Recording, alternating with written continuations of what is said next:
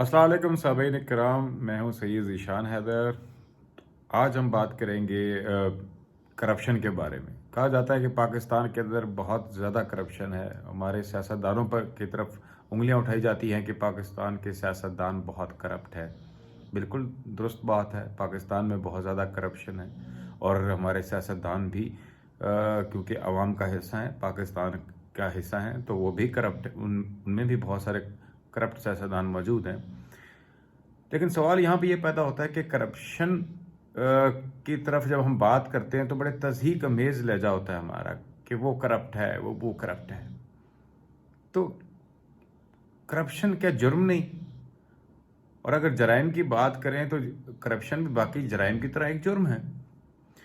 تو باقی جو جرائم ہوتے ہیں ان کے بارے میں ہمارا جو انداز ہوتا ہے گفتگو کا، اب نوٹ کیجئے گا، وہ ہمارا تضحیک والا نہیں ہوتا۔ جبکہ کرپشن کے بارے میں اس کے پیچھے ہماری ایک مائنڈ سیٹ ہے جس کو بنایا گیا ہے۔ جتنا ہمیں نفرت اور ہونی چاہیے کرپشن سے، اتنی ہمیں باقی جرائم کے ساتھ بھی اتنی ہی نفرت ہونی چاہیے۔ جرم ہوتا ہے، اور جرم کی بات کی جائے تو سب سے بڑا جرم کیا آپ جانتے ہیں کہ کون سا ہے؟ پاکستان کا سب سے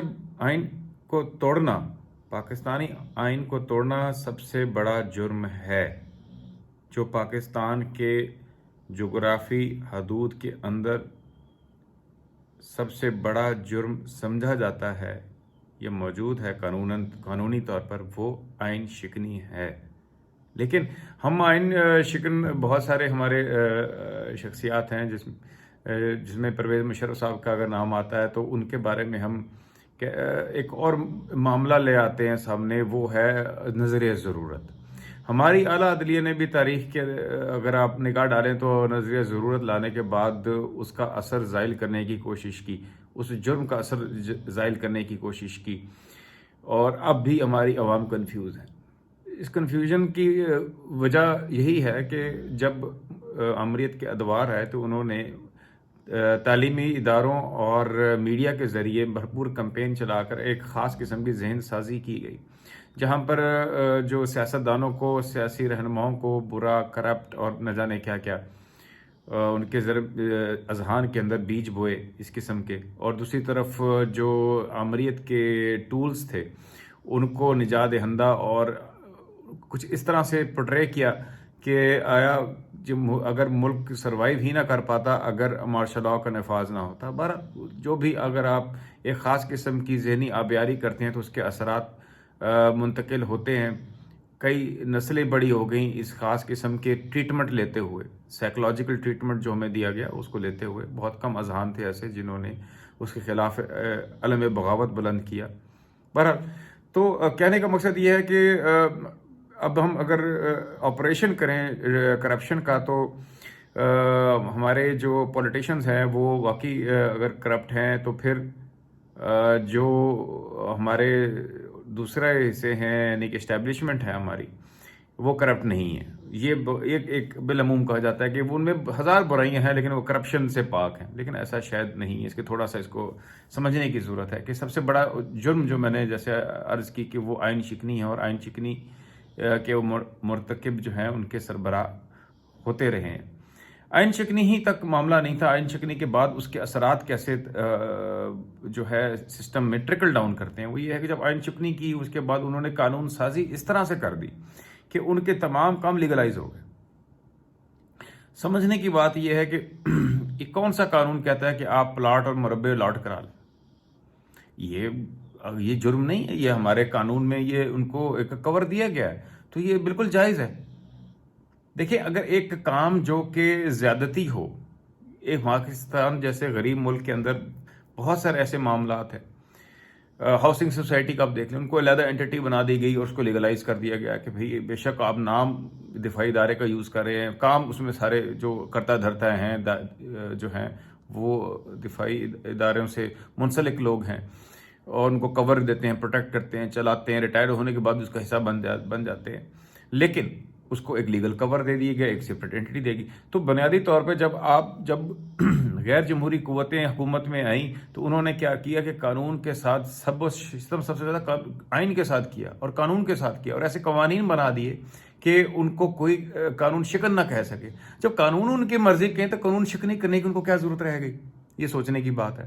جبکہ دوسری طرف جو ہے جتنے بھی قوانین ہیں وہ عوام کی فیور میں تو ہے نہیں، وہ تو ایسے ہی ہے کہ ایک شخص ٹیکس چوری کرے اور اس کے پاس اختیار ہو قانون بدلنے کا کہ آج کے بعد ٹیکس چوری کو قانون شکنی نہیں تصور کیا جائے گا، یا اس کو کوئی جرم تصور نہیں کیا جائے گا، ایسا قانون پاس کر دے تو پھر کیا وہ جرم ختم ہو گیا؟ یہ سوچنے کی بات ہے. پھر آپ یہ دیکھیں کہ ہمارے جو دفاعی اداروں کا کام ملک کا دفاع کرنا ہے یا کاروبار کرنا ہے. وہ عائشہ صدیقہ کی کتاب آپ پڑھیں کہ کتنے سارے کاروباری ادارے ہمارے دفاعی ہمارے ڈیفنس کے ادارے چلا رہے ہیں. یہ دکھ کی بات.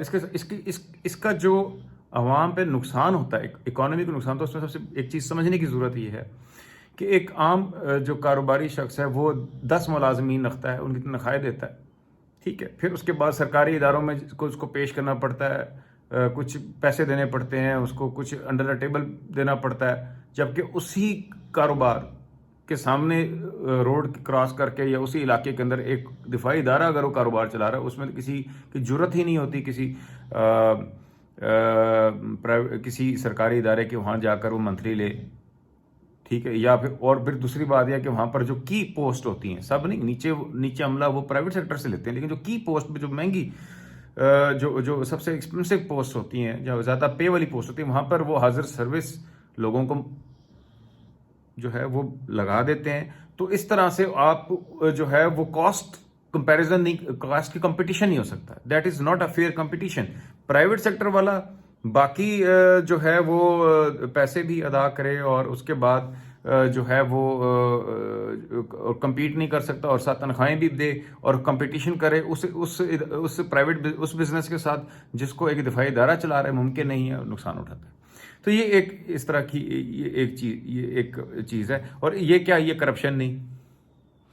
تو اگر آپ کرپشن کو کے ساتھ لگا دیں کہ جو ہے عوام یا عوامی نمائندے اگر قانون شکنی کرتے ہیں تو وہ قانون شکنی ہے، لیکن جنہوں نے اپنے سے متعلقہ قوانین کو ہی تبدیل کر دیا اور وہ اگر قانون شکنی کرتے ہیں کیونکہ وہ تبدیل کر چکے ہیں تو وہ قانون شکنی نہیں ہے.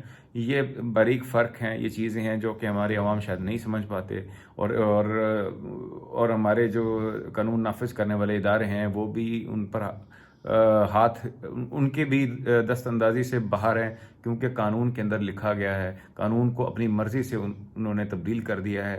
افسوس کی بات یہ ہے کہ ہمارے جو جمہوری ادوار کے اندر جو ہمارے جمہوری حکمران تھے، انہوں نے آئین اور قانون کے اندر سے جو سکم تھے ان کو کرنے کی کوشش تو کی، لیکن شاید اس طریقے سے وہ ان کو جو ہے وہ ٹھیک نہیں کر پائے. 62-63 کی بات کر لیں یا نیب کے ادارے کی بات کر لیں یا نیب کے قوانین کی بات کر لیں، جو کہ خاص طور پہ پولیٹیکل انجینئرنگ یا عوامی نمائندوں کی گردن کو مروڑنے کے لیے بنائے گئے تھے. یہ چیزیں نہ کرنے کی وجہ سے آج جو ہے حالت یہ ہے کہ جو بالکل ہمارے عوام بری ہے، عوام کرپٹ ہے، عوامی نمائندے کرپٹ ہیں، لیکن وہ لوگ جو کہ اس سب کرپشن اور اس جو ملک میں خرابیاں ہیں، چاہے وہ معاشی ہو، معاشرتی ہوں، اس کی بڑی وجہ ہیں، وہ بالکل آزاد ہیں، وہ بالکل پاک صاف ہیں. وہ باہر ممالک کے اندر اپنے بچے بھی سیٹل کر لیتے ہیں اور باعزت زندگیاں بھی گزارتے ہیں، اور ریٹائر ہونے کے بعد بھی لاکھوں کروڑوں کی تنخواہیں لیتے ہیں، اور پھر باہر ملکوں کی فوجوں کے سربراہ بھی جا کے لگ جاتے ہیں، اور ہمارے لیے قابل احترام ہیں.